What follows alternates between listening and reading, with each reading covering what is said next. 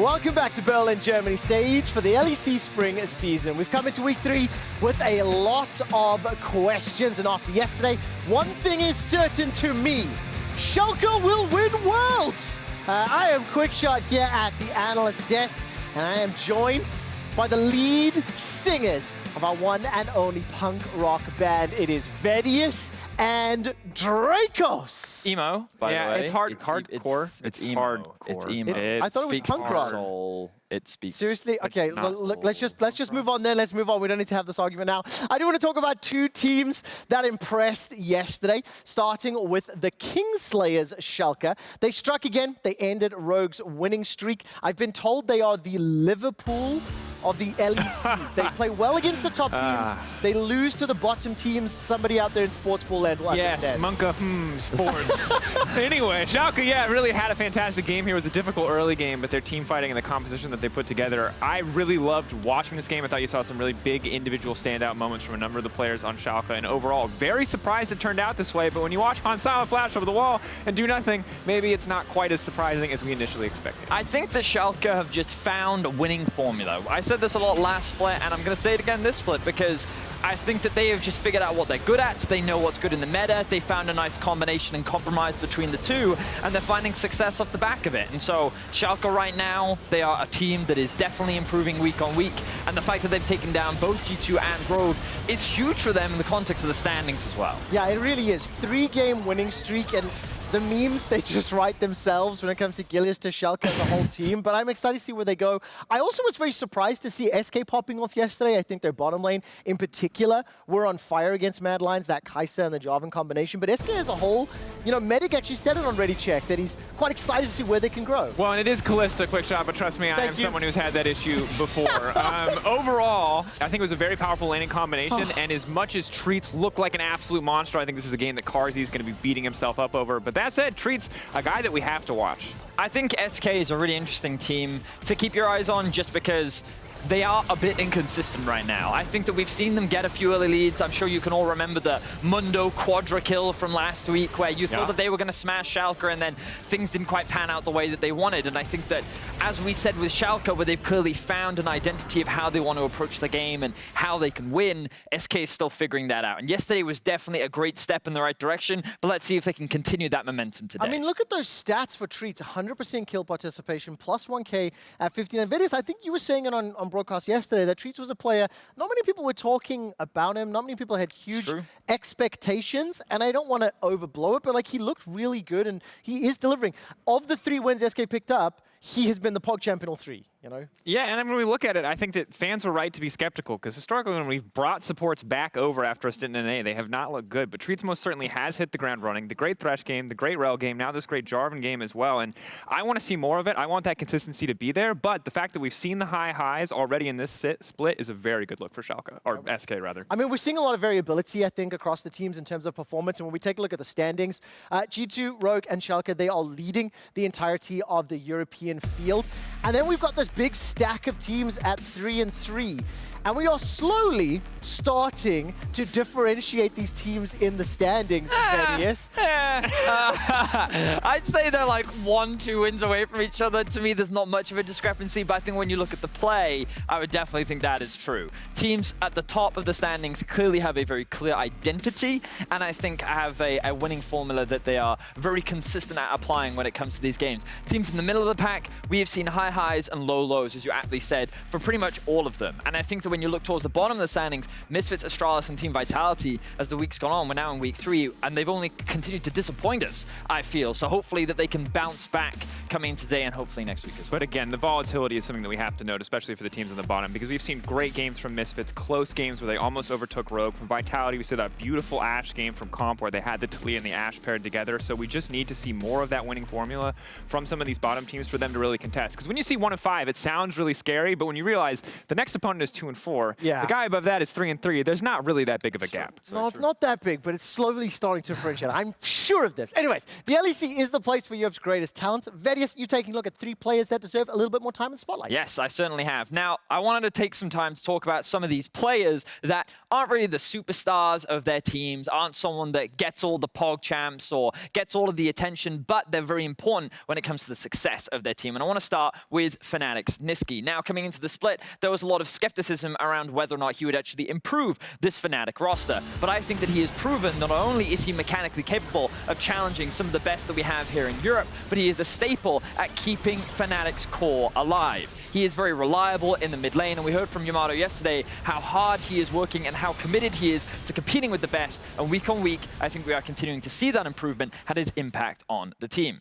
Next up, we do have Inspired. This man, of course, was praised heavily last split, and I think coming into this split, he's been making a name for himself as well. When we look at how Rogue have been winning games, it's largely been a huge team effort with pop-off performances from Hans Summer, but is inspired with a lot of his setup plays, good understanding of jungle pathing, and controlling what the enemy team is trying to do that makes him so pivotal in Rogue's success. And he's someone you're going to have to keep your eyes on as the split progresses and Rogue fight for the top.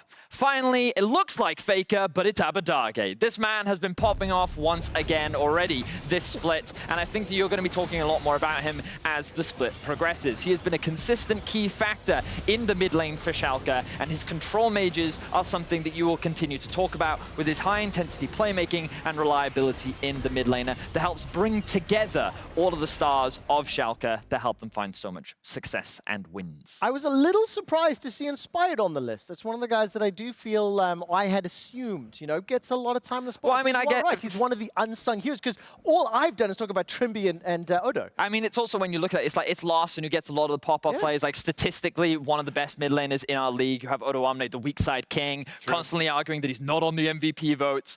So to me, it felt like that Inspired was that player, that he's the hidden jungler that kind of does all the work underneath all these big And to be fair to Odo, he is on the board just at 0. Okay, I quite like that. On the board at 0, it is time for a game, all right? 0, we've talked about Rise, we've talked about Fall. I'm going to put these guys on the spot, and it is time for them to buy some LEC stonks. All right.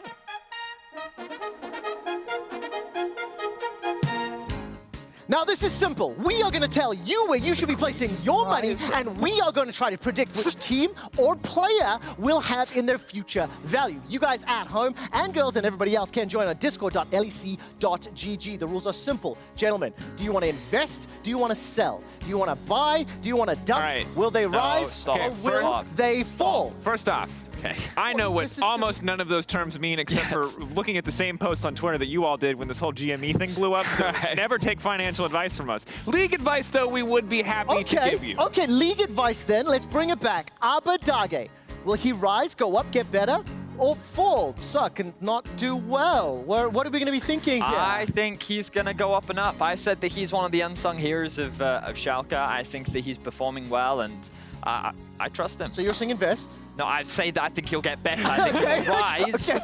I'm not investing at all in Abbedagge, okay? All right. I think Abbedagge is a guy that you should have a lot of hope for. I think that he was playing very well last season in playoffs and much more high-stakes games than we've seen so far. I think Schalke is looking like they're coming together as a team. So overall, I say, yeah, invest in Abbedagge. Yes! The one question mark, though, this is the point where the market breaks or whatever. Where we have to be careful is that a lot of people have said, and this is pure speculation, so I don't want to give it too much ground, but I think there's a question worth asking, which is that when he comes back on stage, do we see the same level of performance in front of an audience, in front of a crowd, once we're able to have a crowd again? Or is this an online god? Speculate. Okay, hold on. Stop speculating in the market, because I can't get fan response to that one. What we do know is fans at home are in agreement. They think Abbedagge's stock will rise. His value will increase. 78% of you said he's on an upward trajectory. Let's turn our attention to Rogue. Will they rise or fall? Drakos, I'm going to start to you first. What are you thinking for Rogue? Yeah, I think Rogue are absolutely going to rise. I think when people look back at their game versus Misfits in their game yesterday, it's easy to be like, oh, Rogue, you know, taking too many risks, they're a little too cocky, they're getting punished. And yeah, I kind of agree with that. I think that they are drafting a little bit too cocky. They're putting too much of the burden of execution on themselves. But we often see top teams take risks, try to play harder compositions in the early split. It does not mean that you should take anything away from them. Rogue are still the team that I look at to contest G2. It's a trick question, Trevor. because they're already at an all-time high. Therefore, they're either going to plateau or fall. Yeah, tell that to They're Bezos. they're in. But that's not the game. They're That's in the not middle game. right now. It's You know what I mean? profit or loss, Yeah, but I'm rise or saying fall, I don't like- think they're gonna go up. I think that right now, since they're already at the top, Okay. they can only go Well, down. listen, fans at home on I our mean- Discord community think that they will continue to go I up understand, with Stocks. 77%. Who's next on the line? There's It's a going to be limit. SK, rise or fall, Vedius. Oh, SK. Ooh. Ooh. And remember, current value right now, that means you're going to be selling. Can we that call means you think they're Jesus for falling. some insider trading? Like, think I need yeah. to know what's going on. Do I think they'll get better, or do I think they will get worse in terms of their standings? Yeah. Up or down, up or down. Come on. I'm going to say they're going to get better. I'm going to say they're going to get better. That's soft, but not a though. lot. Okay. Just a bit. Fans are in agreement, by the way. 58% saying that they will fall. Sorry, correction. They will fall. I've just seen a market update. I think- they're on the downward trend. What market? I think it's they had Discord market. they had a couple good games with the Discord. Okay. And I'm losing. Well, the metaphors are too mixed. I can't keep up anymore. Okay, I got one more team to talk about. It's going to be XL Esports. Rise or fall? Drakos, you're up. I'm gonna say fall. I'm going to say rise. Why? I mean, can they fall much further? Because I think it's the whole strength of schedule, bro. Like, they had a really tough first half. They had, like, all the toughest teams at the first half. Yeah, but we're almost 4 weeks in. We're almost at the first half point. They've played almost everybody. They have 3 games So remaining. you're not going to short the XL stock? Is Oh the my risk God, is Trevor, I lost? can't So- keep up with so anything you're saying. You But what- think Vedius thinks they're going to get better, go up? I think Drakos they're thinks going to, like, fall? yeah, I they're going just- to win a bunch of games now, yeah. I have not seen a lot of proactivity from Excel. I respect that they're That's true. identifying how they can win, which is draft scaling and chill, because other teams aren't good enough to close the game out. The grandma And I don't approach, if mean you that as follow an Amazing on insult, because I Twitter. do think it is a very good way to play the game. But also, when you play the game that way, it's hard for me to be like, good job, you didn't die until you won the game. Well, I've got a question for the fans at home. Did I confuse you this segment? Because that was my goal. The Discord community voted that Exile will fall. Will be on a downward trajectory. 66% of you think that that is the direction that they're going. Thank you for playing the Stonks game with me. It definitely was more fun for me than anyone else. And let's turn our attention back to the match of the week. For years, he was the face of Fnatic. But tonight, Reckless is staring into the eyes of his old teammates wearing the colors of their biggest rivals.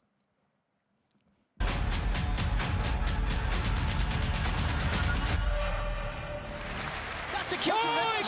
That's a double. He's looking for more. That's a triple. He's looking for 4. That's a quadra. He will get it. The reset forward. Looking for a pentakill. We're in Sweden. The Swedish pentakill. It's a pentakill. Fnatic topple G2, and now your spring split champions.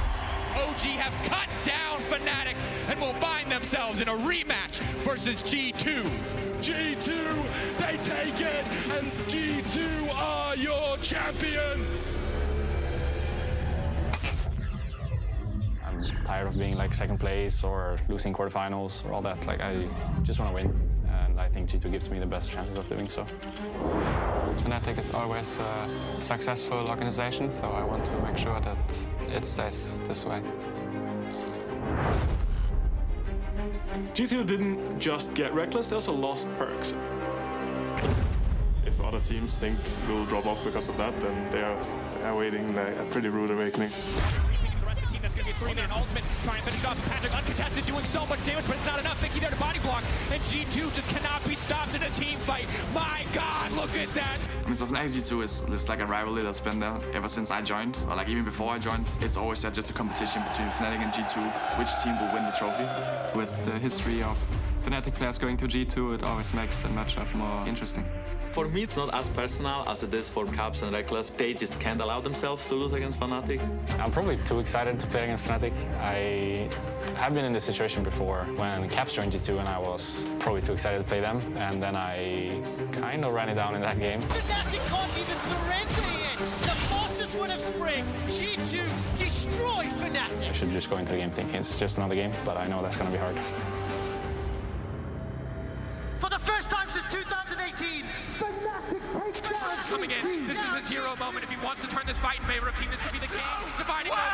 You can do that to It's G2 falling time and time again. G2 are inevitable. G2 are inescapable. 7 titles for G2. Perks always had that presence there, and I think that the fact that that presence is so similar to the presence Reckless had in Fnatic, and it shifted, it's gonna be great. Yeah, I don't think Reckless going to G2 will improve the team a lot. They had some issues last year with Bwipo and Selfmade both having like very strong opinions, and I think Upset is another one of those guys. So probably one of them will have to lay down their weapons and play a more supportive role in the team. If there's too many carries, then I think it will be hard to make it work. Fnatic has to prove that we can be again the top org, right? The top team in League of Legends. Fnatic rule Europe! Not just that second team that everybody just looks from the top.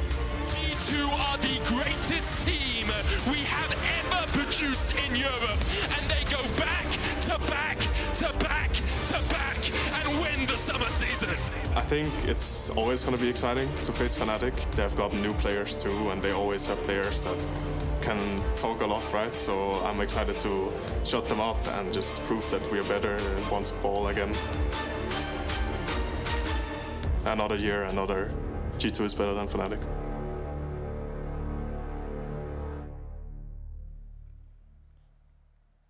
Well, listen, you all know the story of Reckless, you know the story of Caps, the rivalry that Fnatic and G2 have had over the years, but now there is obviously that brand new spin. Upset sitting in the shoes of Reckless, or as Yamato was discussing with Vedius and I last night on PGL, Upset's got his own pair of shoes. He's put them in the wardrobe. He's coming to make a name for himself. But I am nervous for Fnatic. I think the playstyle that they have demonstrated on stage in their official games has been, shall I say, chaotic. So I mean, you could also say it's been bad, because I think it's bad. I mean, Bwipo himself said yesterday was a disappointing performance. So I do not think that it is unfair to criticize Fnatic. I think that what we heard from Yamato was that he knows that the team can do a lot more. And I think that he was very honest in saying that, like, the potential that this team does have has not yet been shown. And he's hoping that when playing against G2, they can really showcase what the team is truly capable of. And I'm sure that the players definitely want that, and we as fans want that, because every time G2 and Fnatic go up against each other, you want that banger, right? Whether it be a slugger fest of people just punching each other in the face, or just like high masterclass macro excellence, whatever it is, that's what we come to hope for, and hopefully we can get that today. The thing that I absolutely love is that Yamato obviously takes a step back as a viewer, as a shoutcaster, as a fan watching at home. I think we have a little bit more riding on each of these best of ones than maybe the respective teams do. And Yamato was very calculated, saying, look, you know, they are looking towards playoffs, they're looking towards finals. This is just another step in that journey. And you can test your abilities. If we are going to look at some of the players in the game, I think we have covered a number, but I would like to take a little bit of a closer look at Hylissang versus Mickey in particular.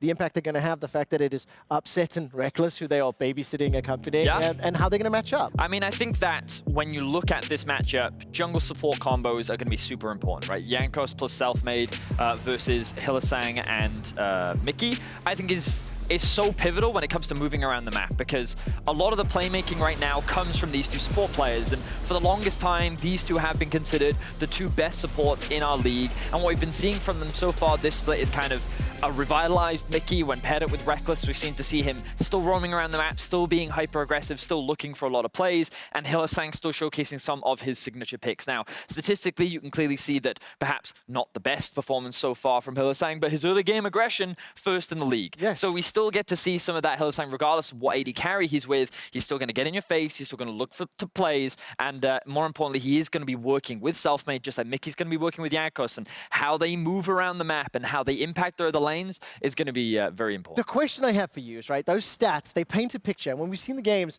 Fnatic have got 3 of the bloodiest games in spring this year, just in how they've played it, like yesterday against Astralis, like Misfits, last week Mad Lions, etc. the week before.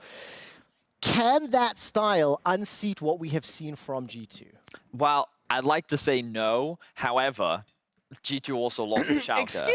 Excuse me. Did you two chuckleheads just imply that this game would be close? Oh my word. Because I have it on good authority that G2 are on the brink of destruction. Nice. Here's what you might not understand. Despite the fact The historic results, current level, strength of the roster on paper, and anything else you might be able to see would indicate that G2 are a solid team, you'd be wrong. Yeah, that's surface level analysis. That's what we call the eye test in the business. And if I have learned anything in my 22 years on this flat earth, it is that you cannot trust the eyes of boomers. Please get them off the road. And if you thought that Mickey's wrist was bad, you should check out his eyesight. Mickey X is so old now that he's forgetting his glasses. Exhibit A in front of you. Mickey X 2020, perfect vision. Could see 2020 indeed. 2021, no glasses. Now, Mickey, I'm talking directly to you here. I think you might be colorblind. Look, the red team, they're the bad guys. Mickey, you gotta stop jumping into them. Seriously, a big issue. But on the other side, we have to talk about Wonder. Ooh, another big problem. A huge problem. And as we all know, Wonder has been confirmed as a boomer. And as we also further know, only boomers play WoW. And only boomers who with boomer mechanics and WoW boomer mechanics would let themselves die in a 1v1 matchup versus a North American top laner. Truly tragic, my friend. And that's before we even get to the biggest offenders. Yankos, age 25. Reckless, age 24. Already past their primes. Now, Drake, I like to think of myself as a bit of an intellectual, historian of sorts, so I'd like to compare those two to Alexander the Great. Basically the G2 esports of his time. Now, I'll let you know that Alexander the Great, he's one of those guys up there. I think the guy in the funny hat. And the G2 jersey. Oh, yeah, that does clear things up for me. Thanks, guys. He won his first battle at the age of 18, which would in fact make him eligible to play in the LEC. Or ULCS. Even that, although, that might be a little too easy for him. Now, he also conquered the known world at the age of 25. That was his prime. But here's what's crazy.